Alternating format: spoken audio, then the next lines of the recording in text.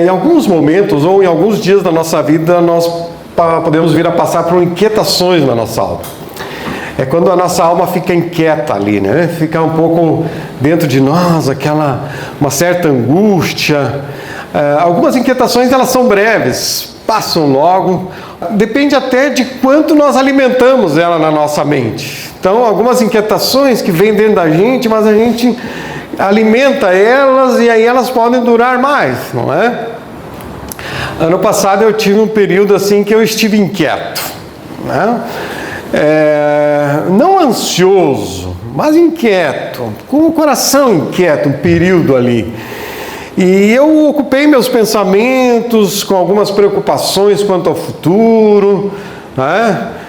Ali talvez depois de eu completar 60 anos, né? Algumas coisas a gente começa a pensar da vida, principalmente quanto à questão do sustento na velhice, enfim, algumas inquietações, né? sobre o sustento, porque um homem provedor, ele é responsável. Então essa responsabilidade para nós homens, que somos provedores, que temos esse senso em nós ficamos inquietos em algum momento sobre isso. Quem é homem entende do que eu estou falando, né? A gente fica inquieto, né? O apóstolo Paulo, ele disse assim: não estejais inquietos por coisa alguma, antes as vossas petições sejam em tudo conhecidas diante de Deus, pela oração e súplicas, com ação de graças. E a paz de Deus, que excede todo entendimento, guardará os vossos corações e os vossos sentimentos em Cristo Jesus. Eu estava com meu coração inquieto, né? Pesado, um pouco angustiado, e fui fazer o que o Paulo recomendou nesse texto que eu acabei de ler, né? Ou seja, eu fui ler a Bíblia. E eu aprendi na minha caminhada com Jesus que quando eu estou inquieto, a melhor solução é ler a Bíblia e orar. Não tem outro remédio, pelo menos na minha experiência, né? Eu não lembro muito bem como é que se deu a minha leitura, né? Assim, o que eu estava lendo, mas eu sei que ao passar pela carta aos Hebreus, eu fui ler o capítulo 13, e eu li assim. Eu queria convidar você para abrir aí. Hebreus capítulo 13, eu li assim: seja constante o amor fraternal. Não se esqueçam da hospitalidade. Foi praticando-a que, sem o saber, alguns acolheram anjos. Lembrem-se dos que estão na prisão, como se aprisionados com eles, dos que estão sendo maltratados, como se fossem vocês mesmos que os estivessem sofrendo no corpo. O casamento deve ser honrado por todos, o leito conjugal conservado puro, pois Deus julgará os imorais e os adúlteros. 5.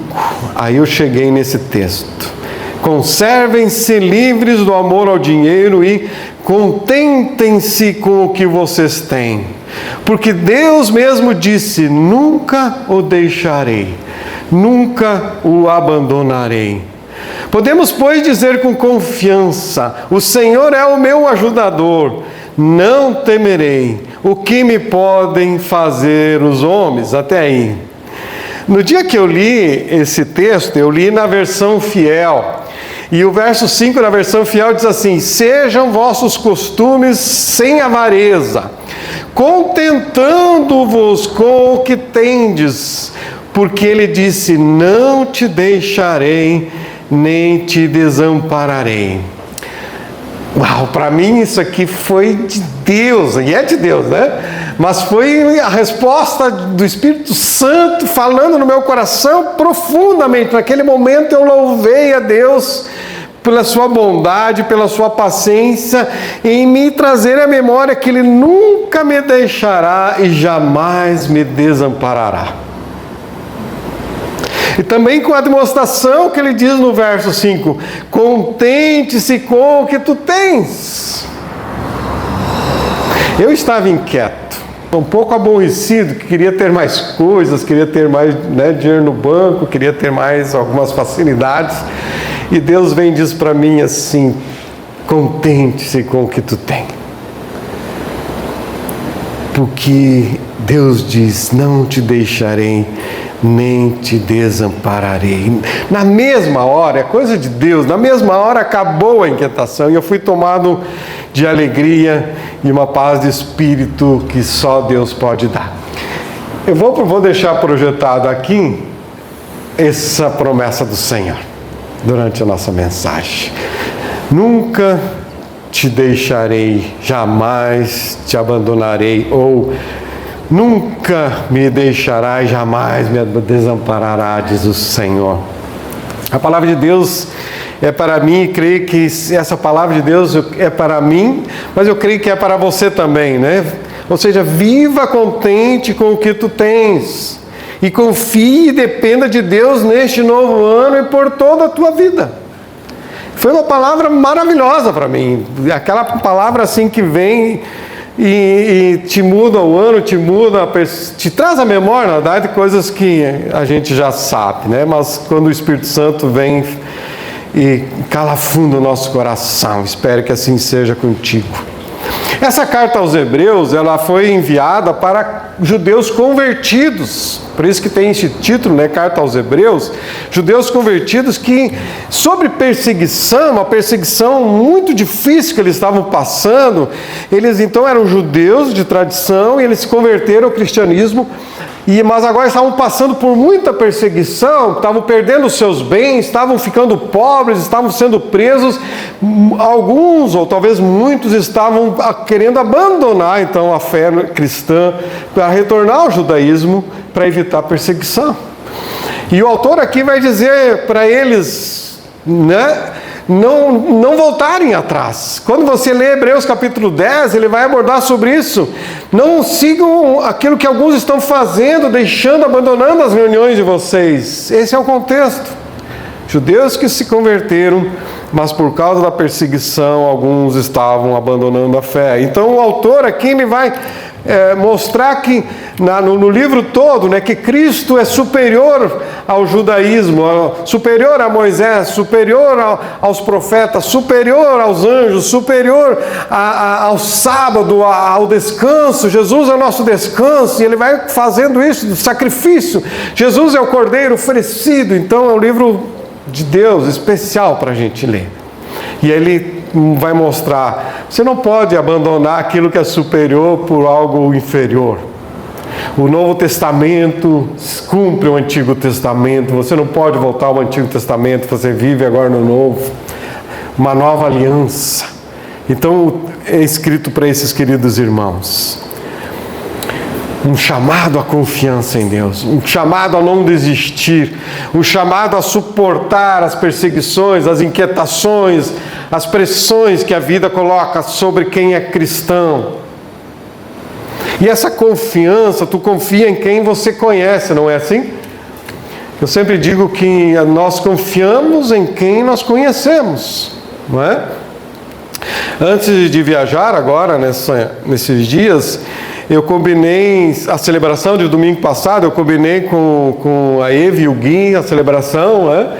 E tanto o louvor quanto a pregação, e eles ficaram então responsáveis por conduzir tudo, e eu viajei tranquilo.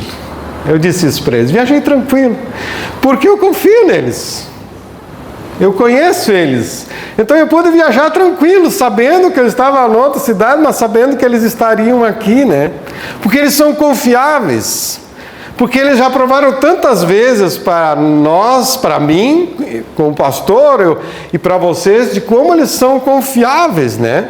Porque pessoas que cumprem o que prometem, e nesses vocês podem confiar, não é assim mesmo? Nós podemos confiar. Aliás, eu pude ler a mensagem que o Gui trouxe semana passada, né? E quem esteve presente recebeu essa mensagem poderosa de Deus através do Guilherme, né? E eu acredito que nós temos que colocar o Guilherme mais vezes. Eu já falei para ele, não é verdade? Já vai orando. Mês que vem eu saio de férias, já vai ter que me assumir um domingo aqui, não é? Amém, gente? Amém. Amém, né? Amém, e espero que vocês, assim como eu acho que todos nós somos vasos que às vezes somos trincados, quebrados, mas Deus nos restaura e nos dá mais valor ainda, como alguém colocou, né? Que agora venha o ouro da presença de Deus que conserta-nos melhor do que nós éramos. Cristo nos transforma e nós nos tornamos pessoas melhores do que nós éramos sem Jesus. Vasos quebrados que Jesus transforma, restaura para a sua honra e glória. Somos todos transformados pelo Senhor. Mas houve também no ano passado que eles viajaram, me deixaram os gatos 10 dias com os gatos. E tu pensa no amor que eles têm pelos gatos. Então, eles viajaram tranquilos, eu acho, né? Os gatos estão lá com o pai e com a mãe, com o pai e com a mãe. Viajaram tranquilos, né? E claro que eu ia todo dia atualizando, olha, eles estão fazendo isso, estão fazendo aquilo, né? Mas é confiança. Agora pensa bem, se nós confiamos em pessoas que somos falhos, nós falhamos, né? Nós fraquejamos, quanto mais nós devemos confiar em Deus, naquilo que Ele diz. Quanto mais nós devemos confiar nele, não é? Em março do ano passado eu falei aqui sobre o Salmo 118, é pedir demais para vocês lembrarem, não é? Mas eu falei sobre esse tema também, sobre confiar em Deus, sobre a pessoa que confia em Deus, ela tem a vida transformada, porque ela tem uma outra vida, uma outra perspectiva, uma confiança diferente. E quem confia não pode andar inquieto como eu andava, não é? Mas fui restaurado, hoje não tem mais inquietação. Não pode, quem confia em Deus não pode ficar agitado, preocupado. Ao contrário, tem que louvar, tem que adorar, tem que glorificar, bendizer ao Senhor. Quem confia, aprende a descansar em Deus. Quem confia, aprende a ter esperança em Deus. Quem confia, tem paz. Pode ter paz, pode deitar e descansar em paz. Amém? Confiar em Deus. Não terminei a mensagem ainda, mas já podia praticamente, né? Esse foi o recado principal de Deus ao meu coração. Mas veja aí o verso 5, vamos pensar um pouquinho no que diz o verso 5, porque antes da promessa lembrada pelo autor, ele diz algumas coisas que nós precisamos fazer para que essa promessa então se torne realidade na nossa vida. Ela é uma realidade, mas só que às vezes a gente se atrapalha. Né? E ele diz assim, verso 5: conservem-se livres do amor ao dinheiro e contentem-se com o que vocês têm. Então, antes de lembrar a promessa, o autor vai dizer: não ame o dinheiro. Segundo, viva contente com o que tu tens. Agora tu pensa essa palavra que o autor está dizendo para aqueles irmãos que eu falei antes, né? Porque eles pagavam um alto preço por ser cristão. Hoje nós levantamos a mão, nós dizemos eu quero Jesus, e nós passamos a seguir Jesus, não é? Pelo menos aqui no nosso país. Agora, essas pessoas não, elas sofreram um saque dos seus bens, e quando elas iam dar um testemunho, para falar de Jesus para os outros, elas corriam o risco de serem presas. É muito fácil, gente, infelizmente, mesmo nós cristãos, cobiçarmos, desejarmos as coisas deste mundo. Elas nos dão prazer, elas nos atraem. Infelizmente é fácil para nós, mas o texto vai dizer: contentai-vos. Contentai-vos. Mas é difícil de praticar. É difícil praticar. O contentamento não se dá pela quantidade de posses, de coisas que você tem, mas o contentamento é o fundamento da nossa vida em Cristo. Eu estou contente em Cristo Jesus, estou contente. Infelizmente nós cristãos, e essa palavra que eu li é para cristãos, é para nós, infelizmente nós podemos vir a amar o dinheiro. Por isso que está a advertência: fique livre disso. Fique livre de amar o dinheiro. E isso não é um amor paixão, né? O dinheiro ali, você vê o papel, vamos imaginar, né? Como eu amo. Não, não é paixão, mas é uma escolha, porque amar é uma escolha. Amar é uma escolha. E ela se evidencia pelas atitudes que nós temos. Lembre que amar a Deus é um mandamento. Não é um sentimento, não é uma paixão, é um mandamento. Você diz, amo a Deus, e junto vem o sentimento, mas é um amor, não é? E amar o dinheiro é trair esse amor a Deus. Por isso que é tão sério isso para nós. Nós dizemos que amamos a Deus, mas o texto vai dizer: cuide para você não trair a Deus e amar o dinheiro. Porque ninguém pode amar a Deus e ao dinheiro ao mesmo tempo. Pois onde estiver o seu tesouro, ali estará também o seu coração, disse Jesus. Tu não podes confiar em Deus e amar o dinheiro. Jesus disse que o dinheiro é um mamon, é um Deus na vida das pessoas. Deus é aquele que é venerado, a pessoa não se prostra diante do dinheiro, mas ela vive a partir disso. Em vez dela ser guiada pelo amor a Deus, ela é guiada pela cobiça, pelo amor ao dinheiro. Ela pode não ter um altar para o dinheiro, mas ela pode ter um altar no coração. Parece fácil, simples, não amar o dinheiro. Parece fácil, mas não é. Nós precisamos cuidar do nosso coração. Pois esse alerta está na Bíblia por isso mesmo. E não é só uma vez, várias vezes. No Novo Testamento, no Antigo Testamento. Cuidado com isso. Vou citar daqui a pouco alguns. Até mesmo o cristão mais piedoso, mais temente a Deus, pode cair nessa tentação de amar o dinheiro. Já falei outras vezes sobre evitar a avareza, a cobiça, né? Porque a Bíblia fala muito sobre isso. É Deus que está falando. Tu está entendendo? Não sou eu quando repito aqui. É Deus que está dizendo. No Salmo 62:10 diz assim: ainda que as suas riquezas aumentem, não confiem nelas. Na NVI diz: se as suas riquezas aumentam, não ponham nelas o coração. Olha, Deus adverte a gente. É muito sério isso. Olha só o que escreveu o apóstolo Paulo, um texto que você conhece, 1 Timóteo 6, ele diz assim: pois o amor ao dinheiro é uma fonte de todos os tipos de males. E algumas pessoas, por quererem tanto ter dinheiro, se desviaram da fé e encheram a sua vida de sofrimentos. Mas você, homem de Deus, fuja de tudo isso. Viva uma vida correta, de dedicação a Deus, de fé, de amor, de perseverança e de respeito pelos outros. Não é problema ter dinheiro, o problema é amar o dinheiro, diz a Bíblia. E se Deus adverte, é porque todos nós podemos cair nessa armadilha. Não pense você: não, eu não vou. Não, você pode cair, não é? Ou tu se achas melhor ou mais forte que os cristãos do primeiro século. Eu sou melhor que eles. Essa palavra foi só para eles lá. Não, é para nós, todos os dias, uma advertência. O dinheiro em si mesmo não é nem bom nem mal. Simplesmente é perigoso porque o amor ao dinheiro pode ser mal. Com o dinheiro você pode fazer muito bem para as pessoas, para a tua vida, mas também você pode praticar muita maldade para conquistar o dinheiro. E é o que está acontecendo no nosso mundo pela corrupção. As pessoas matam, desviam por amor ao dinheiro. Com o dinheiro você pode satisfazer tua vida de uma forma egoísta, mas também com o dinheiro você pode ajudar tantas pessoas, abençoar tantas pessoas, né? Então depende como você usa o dinheiro. Ele é o teu servo ou ele é teu senhor? O dinheiro está a nosso serviço, é você que manda nele. O texto nos adverte, tanto que eu li do apóstolo Paulo, quando ele vai dizer que o amor ao dinheiro pode levar as pessoas a se desviarem da fé e a terem problemas.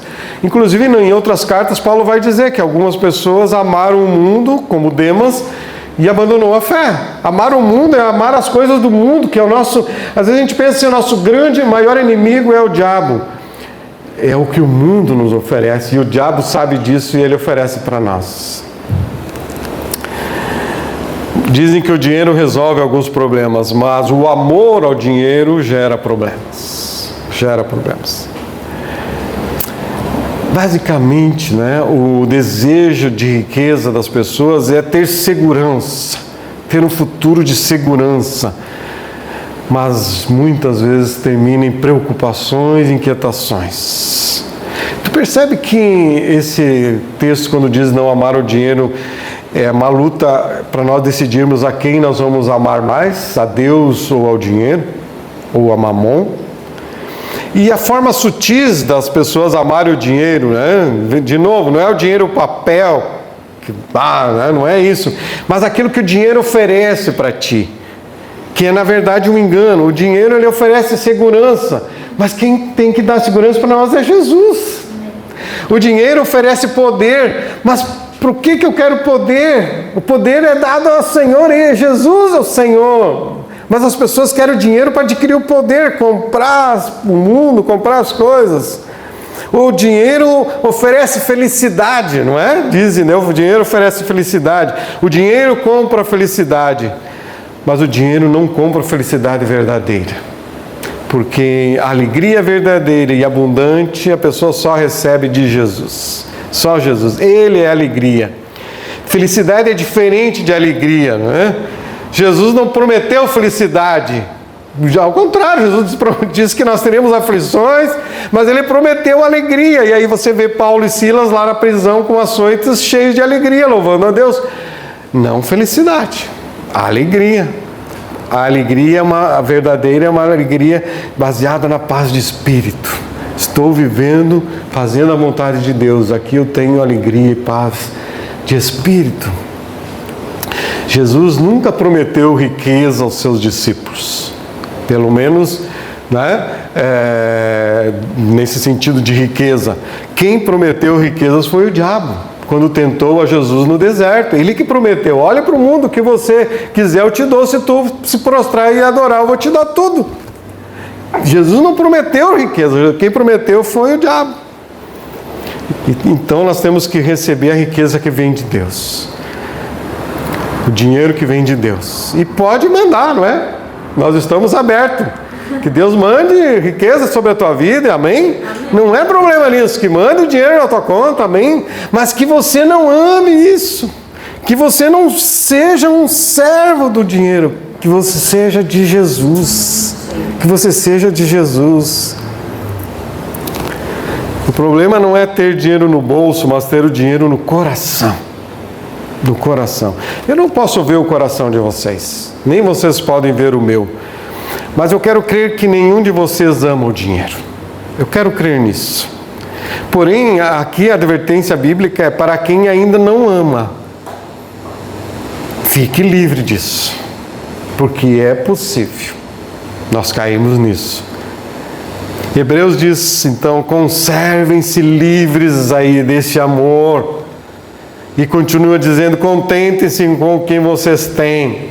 Não sei se foi só para mim essa palavra, mas é uma palavra que espero que seja para você. Contentamento. É o contentamento. O que Deus nos dá para cada dia. Com isso precisamos estar contentes. O pão nosso de cada dia dá-nos hoje, né? O maná do Senhor todos os dias na minha vida, seja agradecido, né? Mesmo que fique aquém do que eu desejo, mas eu dou graças ao Senhor. Mesmo que fique aquém do que eu desejo para o futuro, mas eu estou contente porque é do Senhor. Precisamos estar contentes com o que temos hoje, no momento. Contentamento. Há pessoas que estão sempre insatisfeitas. E saiba que não é pelo fato de ter muito é que a pessoa ficará satisfeita. Quando eu tiver muito, eu vou estar satisfeito. Quando a gente olha para a Bíblia, por exemplo, o rei Acabe, ele estava no trono, ele era o rei de uma nação, digamos assim. E mesmo assim ele estava insatisfeito. Adão, ele estava no paraíso. E mesmo assim ele estava insatisfeito. Caiu na tentação de deixar de amar a Deus e amar o pecado. Até os anjos no céu também estavam insatisfeitos, caíram no orgulho e foram expulsos. E aí está aí Satanás e os demônios. Cuidado com a insatisfação, que ela possa te levar mais para depender de Deus e viver uma vida de contentamento. Paulo, embora ele estava desprezado, destituído, ele tinha aprendido a viver contente em toda e qualquer situação. Por quê? Porque Deus disse: não te deixarei nem te desampararei. Gente, isso deveria ser suficiente para nós. O verdadeiro crente tem a presença graciosa de Deus na sua vida, né? Nós temos a presença de Deus agora, teremos na morte, teremos para a eternidade a presença de Deus. Essa é uma promessa e nela está a nossa ajuda permanente. É o que vai dizer o verso 6, e nessa confiança, nessa promessa, nós podemos dizer: o Senhor é o meu ajudador. O Senhor é o meu ajudador. Não temerei o que me possa fazer os homens. Amém? Em nome de Jesus. Confiar em Deus, amar a Deus e não amar o dinheiro, e sim viver uma vida de contentamento. Confiar em Deus e não depender de pessoas, de promessa de pessoas, falhas humanas. Nós confiamos uns nos outros, mas nós não podemos colocar nossas vidas nas mãos de pessoas, nossas vidas têm que estar nas mãos do Senhor. É melhor confiar no Senhor do que confiar no homem, diz o Salmo 118. É melhor confiar no Senhor do que confiar nos príncipes, nos políticos, nas autoridades. Melhor confiar no Senhor. É melhor confiar no Senhor do que confiar em si mesmo. Em si mesmo. Interessante, eu li o Salmo 25, verso 20, que diz assim, ele faz uma oração, ele diz, presta atenção, o salmista ele vai dizer: Senhor, guarda a minha alma da desconfiança. Eu confio em Ti, mas daqui a pouco meus pensamentos podem ficar confusos. Me livra disso, Deus. É uma oração que ele fez. Porque nós precisamos cuidar, porque às vezes a nossa mente quer nos levar a duvidar do cuidado de Deus, nos levar a duvidar de algumas coisas de Deus, da palavra de Deus. O salmista faz essa oração. Livra-me dessa oscilação. Ajuda-me a confiar quando os problemas surgirem na minha vida, que a minha mente tende a querer ficar meio desesperado. Senhor, me ajuda a confiar. Livra-me dessa confusão da minha mente, Deus. Em resumo é isso. Livra-me dos pensamentos. Me ajude a ter os pensamentos na Tua palavra, a estar focado nas Tuas promessas. Que o temor do que o homem e que os outros possam fazer contra mim, que não me abalem, que eu permaneça firme. E aí ele vai dizer assim: a Ti, Senhor, levanto a minha alma, Deus meu, em Ti confio, não me deixes confundido, não deixe que os inimigos triunfem sobre mim. Nós precisamos ter a palavra de Deus na nossa mente, para que quando as dúvidas surgirem, os pensamentos ruins surgirem, nós lembramos da palavra do Senhor e ali nós somos fundamentados. Foi o que Deus falou comigo ano passado, e de lá para cá eu tenho vivido sem inquietação, porque nunca o deixarei, jamais o abandonarei, diz o Senhor. Pastor, amigo meu, me disse dias atrás, ele disse o seguinte: sabe por que ocorrem mais milagres, curas na África do que na América? Por que lá em alguns países na África tem mais milagres, acontece mais do que na América? Por que isso? Não é o mesmo Deus? É o mesmo Deus. E a conclusão que eles chegaram é porque na África eles são muito pobres e o único recurso que eles têm é a fé em Deus. Eles, em alguns países lá, eles não têm transporte, falta alimentos, moradias precárias, eles não têm atendimento do plano de saúde, só oração. Se alguém ficar doente, eles não chamam a SAMU, socorro, e corre, me leve para o hospital. Eles oram sem cessar, porque só o que eles têm é Deus. Só o que eles têm é Deus. Não estou dizendo que o pastor falou domingo agora que se tiver alguma coisa, não vá para o hospital, não chame essa mão. Não. O que Deus coloca para nós de recursos, nós temos que usufruir. Amém? É isso que nós entendemos. Mas para ver que como nós podemos buscar mais a Deus. Podemos depender mais de Deus. Eles lá não têm acesso à internet, então com isso eles não assistem filmes, eles não assistem séries, eles não assistem vídeos, não estão com o smartphone ali assistindo vídeo, eles estão lendo a Bíblia e orando, trabalhando com a família. Então eles dedicam muito tempo do dia para ler a Bíblia e orar. E os milagres de Deus, porque é a única solução que eles têm. É a primeira e a última. O socorro deles é Deus. A alegria deles é Deus. O tempo deles é gasto com Deus, com a igreja, com a família, com a oração. Para eles, literalmente, Deus é o único provedor. Aquele que cura as feridas, as doenças. Que este ano tu ames mais a Deus, em nome de Jesus, eu e você possamos amar mais a Deus, depender mais de Deus e cuidar para não amar o dinheiro, pois de que adianta o homem ganhar o mundo inteiro e perder a sua alma? De que adianta? Quem confia em Deus, um dia dará glória a Ele e não glorificará outras pessoas, mas dará glória a eles a olhar a sua história e ver: Deus supriu na minha vida, Deus me abençoou ali, louvado seja o Senhor. Diante de uma batalha, diante de um exército, diante de uma guerra, o salmista orou: por ti venceremos os nossos inimigos, pelo teu nome pisaremos os que se levantam contra nós, pois eu não confiarei no meu arco, nem a minha espada me salvará. Nós vamos para a guerra, eu vou usar o arco, eu vou usar a espada, mas eu não confio no arco, eu não confio na espada, eu confio em ti, Senhor. É o Senhor que dá a vitória, é o Senhor que dá. Eu tenho recursos, eu tenho bens, eu sou tantas coisas que Deus me deu, mas eu não vou pôr o meu coração nisso. É Deus o principal. Salmo 112 vai dizer que aquele que teme ao Senhor não temerá maus rumores, porque o seu coração está firme, confiando no Senhor. Chegando ao final, quero dizer para você que nesses tempos de incertezas, políticas, o ano de eleições, e algumas coisas nos angustiam, e a gente ouve notícia daqui, o mundo está numa agitação, e talvez a gente fique um pouco agitado, como é que serão as coisas, as questões políticas, as questões financeiras, mas eu quero trazer à tua memória o que diz o apóstolo Paulo aos Filipenses. Ele diz: o meu Deus, segundo a sua riqueza em glória, há de suprir em Cristo Jesus cada uma de vossas necessidades. O Deus de Paulo é o teu Deus, Ele há de suprir todas essas necessidades. Então confie em Deus, Ele é o teu provedor, Ele é o Senhor que promete: nunca o deixarei, jamais o desampararei.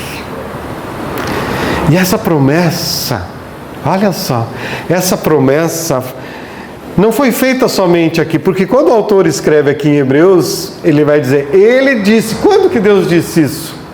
O autor está lembrando que Deus disse no Antigo Testamento. E algumas vezes no Antigo Testamento Deus disse isso. A mesma promessa foi feita e citada por Moisés em Deuteronômio 31, quando ele estava entregando a liderança para Josué. Deus nunca vai te deixar, Ele não vai te desamparar, Josué. E Deus vai dizer a Josué, quando ele assume a liderança, e de forma semelhante Deus disse a Jacó, quando Jacó estava ali fugindo do seu irmão, e ele tem um sonho, levando a chamar aquele local de Betel, casa de Deus, quando Deus aparece para ele em sonho e diz: eu estou contigo, nunca vou te deixar, não vou te abandonar. Deus também disse essa promessa semelhante para Salomão, lá em 1 Crônicas 28, dita através do seu pai Davi, quando Salomão teria a missão de construir o templo, que nunca tinha sido construído o primeiro templo. Deus dá a missão, Davi passa a missão a seu filho Salomão, e Davi vai dizer: Deus vai te acompanhar por toda essa missão, não tenha medo, Deus vai estar contigo, Deus não vai te abandonar. Podemos dizer que é uma máxima divina para nós, né? O que foi dito a eles também se estende a você. Deus não retirará sua presença da tua vida. E segundo, Deus não vai retirar sua ajuda, Ele vai te ajudar. não te desamparará. Nós temos tudo o que precisamos. A promessa dita a eles é uma promessa dita para você. Que você possa confiar mais no Senhor. Dizer, eu confio em Ti, Senhor. Eu vou amar o Senhor. Eu não vou amar o dinheiro. Eu vou cuidar o meu coração para não amar o dinheiro. O dinheiro vai ser o meu servo. Eu vou confiar no Senhor. Não vou depender das pessoas, de políticos. Eu vou depender do Senhor. Eu quero que esse ano e para toda a minha vida eu quero confiar e depender do Senhor. Em nome de Jesus.